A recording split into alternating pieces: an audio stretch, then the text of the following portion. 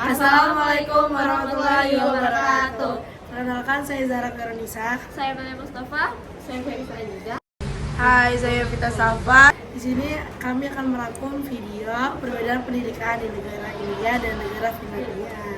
Terus, tahukah kamu kalau pendidikan di India itu banyak memiliki fakta yang unik dan menarik? Hari ini, Cita akan bahas beberapa di antaranya. Penasaran? Yuk kita lihat bersama. 1. India memiliki sistem sekolah terbesar kedua di dunia. India memiliki populasi terbesar kedua di dunia. Tapi untungnya, sistem sekolah di India juga merupakan yang terbesar kedua di dunia loh. India memiliki sekitar 1,5 juta sekolah dan 260 juta siswa. Wah, keren banget ya. 2. Ada lebih dari 1.000 universitas dan 40.000 kampus di India. India sangat mementingkan higher education mereka loh. Buktinya di India terdapat lebih dari 1.000 universitas dan 40.000 kampus. Kamu nggak akan kekurangan pilihan deh kalau kuliah di sana. 3. Harga buku di India sangat terjangkau. Di India, harga buku sangat terjangkau loh. Hal inilah yang memudahkan pelajar untuk mencari ilmu dan pengetahuan. Karena edukasi mudah didapatkan, banyak CEO dari perusahaan multinasional yang berasal dari India loh. Keren banget kan?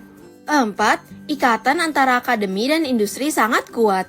Di India, ikatan antara akademi dan industri sangat kuat.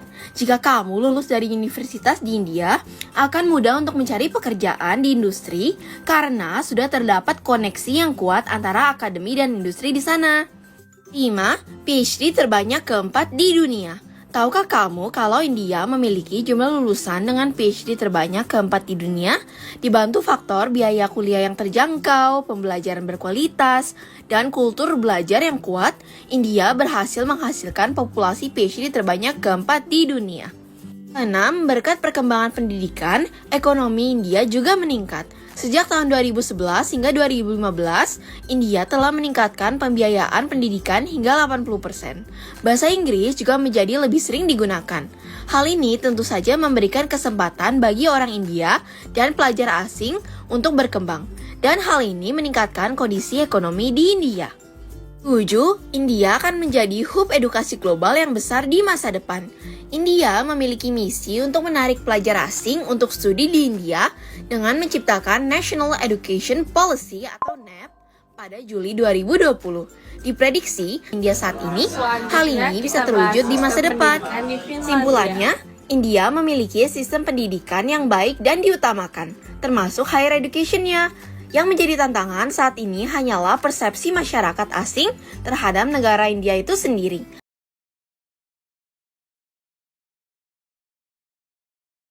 Pada tahun 2001, seorang anak berumur 15 tahun di Finlandia meraih skor tertinggi dalam tes PISA, Program for International Student Assessment.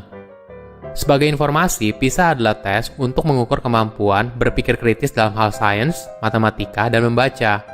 Menariknya, sistem edukasi di Finlandia cukup unik. Walaupun hari belajarnya sedikit dan jumlah PR-nya nggak banyak, tapi mampu menghasilkan murid dengan hasil PISA yang tinggi. Tim merupakan seorang guru di Amerika Serikat, dan suatu ketika dia pindah untuk mengajar murid kelas 5 di sekolah negeri di Helsinki, ibu kota Finlandia. Di sana dia menemukan rahasia apa yang membedakan anak Finlandia dengan anak dari negara lain, yaitu pada sistem yang mengutamakan kebahagiaan dalam belajar. Saya merangkumnya menjadi 3 poin menarik dari buku ini. Yang pertama, kesejahteraan anak yang utama. Ketika tim pertama kali mengajar di Finlandia, ada sistem yang unik dikenal dengan nama brain breaks. Di Finlandia, setiap 45 menit, para murid akan diberikan istirahat selama 15 menit. Awalnya, tim merasa ini hal yang aneh, tapi setelah dia mempraktekannya, dia menyadari kalau para murid jadi lebih fokus. Ternyata ini merupakan cara untuk membuat otak kita menjadi lebih fresh yang akhirnya mampu mendorong produktivitas dan kreativitas. Ketika dalam kondisi istirahat, biasanya dalam brain breaks diselingi dengan aktivitas fisik. Jadi di Finlandia, ketika brain breaks, para murid boleh keluar bermain di luar kelas, sekaligus bersosialisasi dengan rekan sebayanya. Selain brain breaks, para murid belajar dengan cara yang unik. Jika biasanya para murid duduk lama di kelas, tapi di Finlandia mereka banyak bergerak dan berdiri saat belajar di kelas. Di situ juga tersedia standing desk dan exercise ball, sehingga para murid bisa belajar sambil bergerak. Dan ketika mereka pulang, gurunya tidak akan memberikan PR yang banyak, karena waktu luang sangat penting bagi pertumbuhan anak. Di rumah adalah waktu bagi anak untuk recharge energi mereka, supaya mereka siap untuk sekolah keesokan harinya. Kedua, hubungan antara guru dan murid. Di Finlandia, jumlah murid di setiap kelas tidaklah banyak, sehingga setiap guru didorong untuk mengenal muridnya satu persatu. Tim mencontohkan kalau dia selalu menyapa muridnya setiap pagi dan saat mau pulang. Dia juga rutin makan siang bersama muridnya untuk membangun hubungan yang akrab. Kadang dia juga melakukan kunjungan ke rumah muridnya untuk bertemu dengan orang tua murid tersebut. Semua ini dilakukan agar guru dapat memahami anak didiknya, sehingga dapat membantu mereka dalam belajar. Tidak jarang juga guru di Finlandia bermain dengan muridnya. Salah satu yang bisa dicoba yaitu Human Bingo. Permainan ini bisa jadi icebreaker yang seru. Cara mainnya yaitu mencari orang yang punya deskripsi yang sesuai dengan yang ditulis di dalam kotak bingo tersebut. Tujuan dari permainan ini adalah agar setiap orang bisa berkenalan dan mengetahui hal unik dari teman sekelasnya. Kegiatan ini sangat penting di awal ketika masuk ajaran baru. Di saat itulah fokus utamanya adalah membangun hubungan yang erat antara guru dan murid. Ketiga, berikan kebebasan pada murid.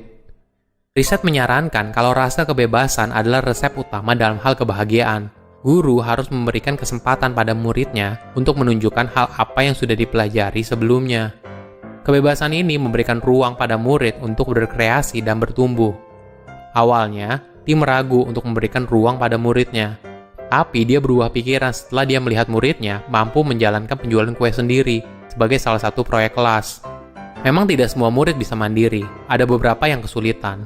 Tapi dengan memberikan kesempatan kepada murid yang mandiri untuk bertanggung jawab, tim bisa fokus untuk membantu murid yang kesulitan. Kebebasan bisa juga diartikan sebagai memberikan pilihan kepada para murid. Tujuannya adalah agar guru bisa mengetahui apa minat dari para muridnya. Contoh sederhana bisa seperti memberikan mereka kebebasan untuk memilih buku apa yang ingin mereka baca dan bagaimana cara mereka membuat tugasnya. Belajar dengan bahagia akan menghasilkan murid yang mencintai proses belajar itu sendiri. Ketika belajar tidak lagi menjadi sebuah beban, maka disitulah kreativitas dan kemampuan berpikir kritis akan tumbuh. Membahas sebuah fakta pendidikan di negara Finlandia nih. Tertarik? Mari kita bahas. Finlandia merupakan salah satu negara dengan sistem pendidikan terbaik di dunia. Bahkan negara ini disebut sebagai pesaing utama pada setiap program untuk survei penilaian siswa internasional. Hal ini dibuktikan dengan negara Nordik yang terletak di Eropa Utara tersebut mengungguli Amerika Serikat dalam berbagai bidang nih. Bukan hanya itu aja nih sobat. Berdasarkan data dari PISA, Finlandia menjadi satu-satunya negara dengan tingkat kemampuan literasi dan harapan hidup yang tinggi nih. Bagaimana tidak? Finlandia memiliki kehidupan yang seimbang antara sekolah dan kegiatan sehari-hari nih. Dunia juga mengakui keunggulan sistem pendidikan Finlandia sebagai barometer keberhasilan pendidikan sebuah negara. Hal ini tidak mengherankan mengingat Finlandia memberikan perhatian sangat besar pada pendidikan sejak anak usia dini. Nah, berikut adalah fakta lain mengapa Finlandia menjadi negara dengan pendidikan terbaik. Pertama, wajib belajar hanya 9 tahun. Sistem pendidikan di Finlandia hanya mewajibkan 9 tahun belajar, di mana anak-anak mulai masuk sekolah di umur 7 tahun.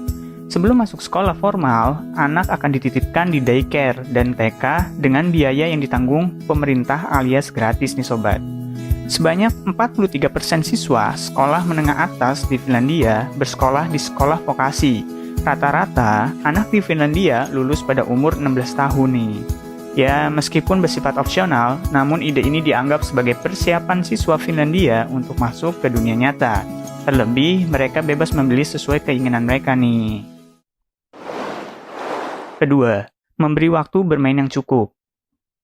Sistem pembelajaran di Finlandia memiliki kebijakan yang berbeda dengan negara lainnya nih, yaitu memberikan jeda istirahat yang cukup banyak pada siswa, di mana siswa akan mendapatkan waktu istirahat selama 15 menit setiap setelah belajar selama 45 menit nih.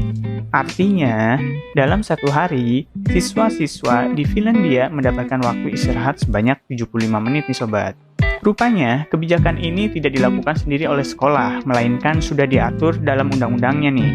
Dengan metode seperti ini, justru siswa dapat menunjukkan performa yang sangat baik dan bisa mengerjakan tugas lebih baik nih sobat. Ketiga, fokus pendidikan. Selama 6 tahun pertama, pendidikan di Finlandia tidak fokus pada nilai akademik. Bahkan, ujian matrikulasi nasional hanya dilakukan pada umur 16 tahun saja nih. Sistem pendidikan di Finlandia juga tidak menitik beratkan kompetisi, karena menurutnya kunci dari kesuksesan ada di kerjasama, bukan di kompetisi. Keempat, kebijakan pendidikan mempertimbangkan hasil penelitian. Pemerintah hanya akan membuat keputusan kebijakan pendidikannya berdasarkan penelitian dan efektivitasnya bagi capaian tujuan pendidikan. Jika hasil penelitian menunjukkan bahwa perlu diadakan perbaikan, maka pemerintah setempat akan sangat mendukung perbaikan-perbaikan pendidikan untuk memperbaiki kebijakan sebelumnya nih sobat. Kelima, teknologi yang mendukung. Dengan teknologi digital yang digunakan para siswa untuk belajar, maka tak heran jika sebagian besar kurikulum nasional Finlandia adalah pembelajaran yang mengembangkan pengalaman belajar unik melalui pengajaran dan teknologi yang inovatif. Perlu diketahui bahwa teknologi sangat berperan untuk meningkatkan pengalaman belajar nih. Nah, itu dia 5 fakta menarik mengapa Finlandia menjadi negara dengan pendidikan terbaik. Mungkin dari sini Indonesia bisa mencontoh kebijakan Finlandia.